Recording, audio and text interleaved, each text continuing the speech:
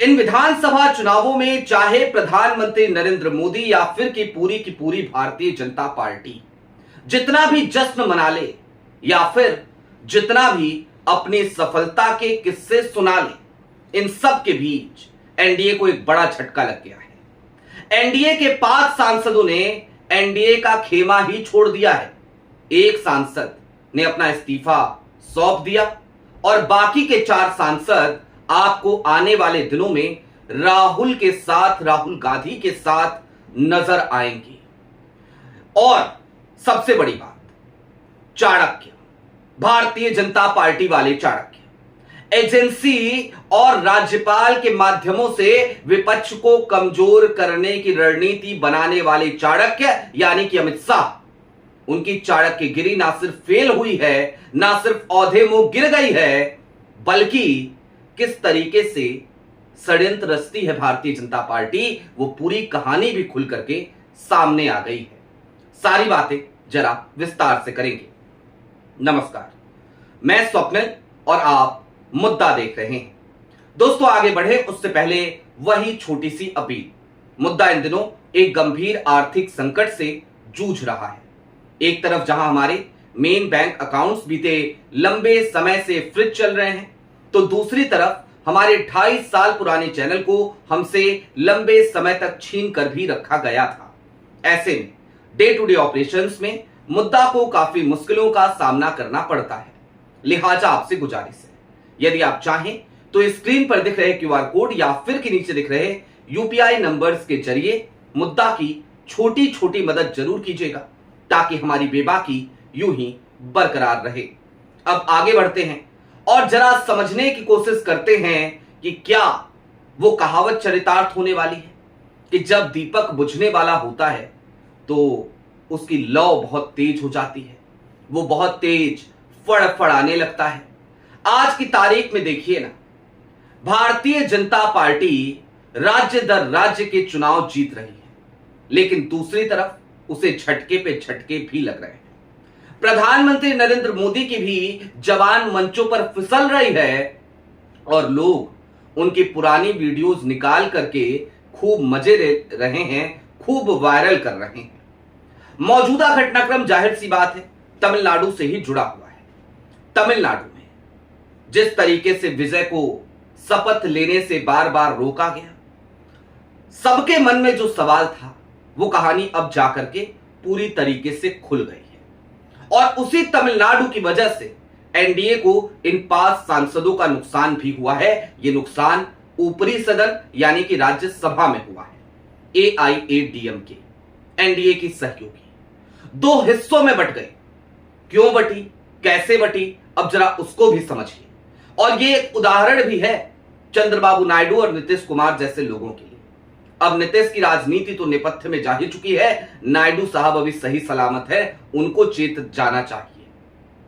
दरअसल एआईएडीएमके में जो राज्यसभा में नेता सदन हुआ करते थे एआईएडीएमके के, सनुगम, वो वहां पर विधायक का चुनाव भी लड़े, चुनाव जीत भी गए और उसके बाद उन्होंने इस्तीफा दे दिया। पहले से ये कयास लगाए जा रहे थे कि एआईएडीएमके का 30 लोगों का एक गुट है जो टीवीके को यानी कि थलापति विजय को अपना समर्थन देना चाहता है।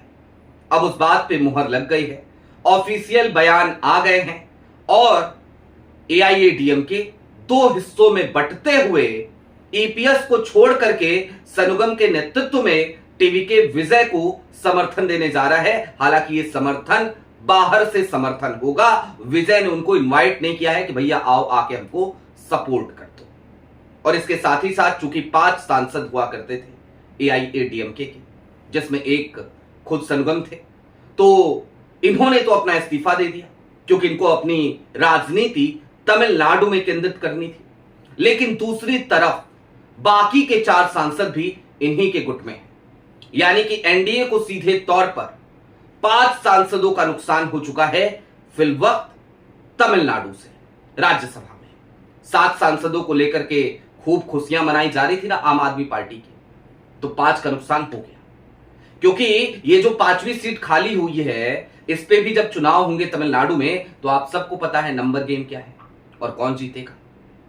अब इससे लेकिन आगे बढ़िए और जरा अब उस कलई को खोलते हैं कि ये जो फूट पड़ी इसके पीछे चाणक्य की क्या चाणक्यगिरी थी। दरअसल अमित शाह साहब तमिलनाडु की चुनावों के परिणाम के बाद वो नामुमकिन कोशिश करने में भी लग गए इंडिया के गद्दारों को साथ लेकर के कि किसी भी तरीके से एन केन प्रकारेण हम तमिलनाडु में अपने लोगों को ले जाकर के बिठा लें। एआईएडीएमके, ईपीएस वो पूरी तरीके से, पनीर सेल्वम वो पूरी तरीके से अमित शाह साहब की ही बात पर चलते हैं। उन्होंने एआईएडीएमके को गुलाम बना रखा था भारतीय जनता पार्टी का। लिहाजा उन्होंने कहा कि एक काम करो, डीएमके से बात करो और सरकार बनवा दो, यानी एआईएडीएमके और डीएमके साथ में आकर के सरकार बना लें और सिंगल लार्जेस्ट पार्टी जो है यानी कि विजय वो अपोजिशन में ही रहे। उसके अलावा उन्होंने एक कोशिश और करी या फिर की करने की कोशिश की कि विजय को ही किसी भी तरीके से एआईएडीएमके की तरफ ले आया जाए, लेकिन विजय ने कांग्रेस को चुना। विजय टस से मस होने को तैयार नहीं थे, तो ये दूसरा वाला ऑप्शन अमित शाह साहब को सबसे अच्छा लगा। डीएमके भी इसके लिए तैयार हो गया। डीएमके का रिजोल्यूशन आपने देखा होगा, किस तरीके का रिजोल्यूशन आया, उसमें क्या क्या बातें कही गई और फिर किस तरीके से सीपीआई और सीपीआईएम दोनों ने पोल खोल दी थी डीएमके की भी। अब वही हुआ है एआईडीएमके के साथ। अब याद कीजिए वो पल कि सिंगल लार्जेस्ट पार्टी होने के बावजूद विजय को बार बार इसलिए प्रेशराइज किया जा रहा था कि भाई साहब ले आइए, नंबर लेकर के आइए, नंबर दिखाइए राजभवन में, फ्लोर टेस्ट बाद में करते रहिएगा, शपथ लेने के लिए भी आपको लेकिन नंबर दिखाना पड़ेगा। भारतीय राजनीति के इतिहास में राजेंद्र आर्लेकर साहब ने, जो तमिलनाडु के राज्यपाल हैं, उन्होंने एक काला अध्याय लिख दिया था इस तरीके का कृत्य करके। और इतिहास हमेशा बड़ा क्रूर है, इतिहास हमेशा सब कुछ याद रखता है। राजेंद्र आर्लेकर साहब शाह साहब के इशारे पर इस तरीके के कुकृत्य में शामिल थे, ये अब उनके रिकॉर्ड में चस्पा हो चुका है। अब दोस्तों कुछ चीजें और समझिए। दरअसल मुद्दा सिर्फ ये नहीं है कि 5 सांसदों का नुकसान एनडीए को हो रहा है, मामला अब इससे आगे भी बढ़ता हुआ आपको नजर आएगा। कैसे, जरा वो समझिए। दक्षिण भारत की राजनीति में भारतीय जनता पार्टी चाहे जितना भी अपना पैर पसारने की कोशिश करे, उसे हर बार विफलता का मुख देखना पड़ रहा है। केरल में कांग्रेस की सरकार है, तेलंगाना में कांग्रेस की सरकार है। अभी बात करेंगे, जब तेलंगाना गए थे प्रधानमंत्री तो उन्होंने क्या किया इसी वीडियो में, अब से 1 मिनट के बाद। लेकिन तमिलनाडु में कांग्रेस के समर्थन से टीवीके की सरकार है, विजय की सरकार है।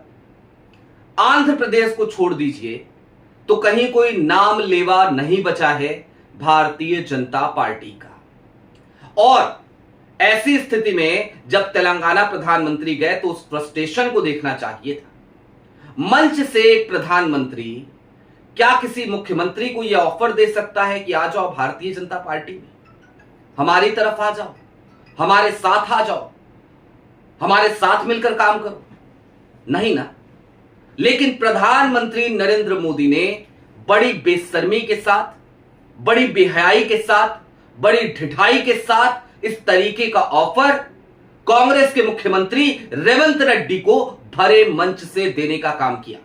जबकि दूसरी तरफ रेवंत रेड्डी, उन्होंने प्रधानमंत्री नरेंद्र मोदी को उनका इतिहास याद दिला दिया। सीधे तौर पर भरे मंच से कहा कि जब आप गुजरात के मुख्यमंत्री हुआ करते थे तो जिस तरीके का सहयोग आपको मनमोहन सिंह की सरकार किया करती थी, उसी तरीके का सहयोग हम भी करना चाहते हैं आपका, लेकिन उसके लिए आपको हमारा सहयोग करना पड़ेगा, जैसे मनमोहन जी आपका किया करते थे। यानी कि केंद्र सरकार से अलॉटेड जो फंड है, तेलंगाना के हिस्से के जो बकाया फंड हैं, वो फंड तो आप मुहैया करा दीजिए।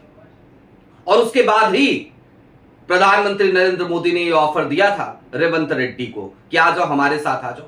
फंड उंड का क्या है, वो तो मिलता ही रहेगा। देख लो, जहां जहां भाजपा की सरकारें हैं वहां के मुख्यमंत्रियों को हम फंड रिलीज कर देते हैं। जाहिर सी बात है, मैंने कहा था ना कि ये कुत्सित षड्यंत्र, इस तरीके की तमाम खेल भारतीय जनता पार्टी लगातार करती है। ये चाणक्य उड़क्य नहीं है भैया, चाणक्य उड़क्य कोई नहीं है। चाणक्य होते तो चाणक्य शर्माते कि भैया मैं तो अकेला साम दाम दंड भेद सारी नीतियां अपना करके काम चलाता था। यहां पर तो आपने ताकत को ही चाणक्य नीति का नाम दे रखा है कि एजेंसी आपके पास है, राज्यपाल आपके पास है, तो जो मन में आएगा वो कर लेंगे। खैर, दक्षिण भारत में तो जो होना था हो गया। आंध्र प्रदेश में इस बार चंद्रबाबू नायडू को किस तरीके से कांग्रेस टक्कर दे, इसकी तैयारी में कांग्रेस अभी से लग गई है। ऐसा कांग्रेस कभी करती नहीं थी। कांग्रेस अभी से आंध्र प्रदेश में लगी पड़ी है। शर्मिला रेड्डी लगी पड़ी है, वाइस शर्मिला। कौन है ये? आप सब जानते हैं, जाहिर सी बात है, वाइस चंद्रशेखर की बेटी। वो लगातार लगी पड़ी हैं और लगातार वो वहां पर चुनाव प्रचार कर रहे हैं। दूसरी तरफ आप इधर देखिए, उत्तर भारत की राजनीति में भी अब कांग्रेस को बहुत अच्छी तरीके से एक बात समझ में आ गई है कि स्टैलिन जैसे ही सारे लोग हैं, ममता बनर्जी जैसे ही सारे लोग हैं, लिहाजा जो सच्चे गठबंधन के साथी हों उनके साथ ही आगे बढ़ा जाए, वरना एकला चलो रे की नीति अपनाई जाए, क्योंकि कांग्रेस का फोकस सीधे तौर पर 2029 का चुनाव है। और अभी कांग्रेस के पास कई और जगहों पे बहुत अच्छे मौके, मसलन पंजाब में कांग्रेस सरकार बनाने की स्थिति में है, मसलन गोवा में कांग्रेस सरकार बनाने की स्थिति में है। और इन तमाम स्थितियों में एक बात तो तय है कि कांग्रेस अब मोदी जी को और ज्यादा ढील नहीं देना चाहती, लिहाजा वो एन केन प्रकारे गठबंधन के सच्चे सहयोगियों के साथ ही आगे बढ़ना चाह रही है। और बाकी जो मौका परस्त हैं, बाकी जो कॉम्प्रोमाइज्ड हैं, उनसे अब वो दूरी बनाने पर सिर्फ विचार नहीं कर रही है, बल्कि उसे अमल में भी ला रही है। आपकी क्या राय है वो हमें कमेंट बॉक्स में जरूर बताइएगा। अभी के लिए दीजिए इजाजत। चलते चलते फिर वही अपील, चैनल पे नए हो तो सब्सक्राइब करते हुए जाइएगा, सक्षम हो तो मुद्दा की छोटी छोटी मदद जरूर कीजिएगा, ताकि हमारी बेबाकी यूं ही बरकरार रहे। बहुत शुक्रिया।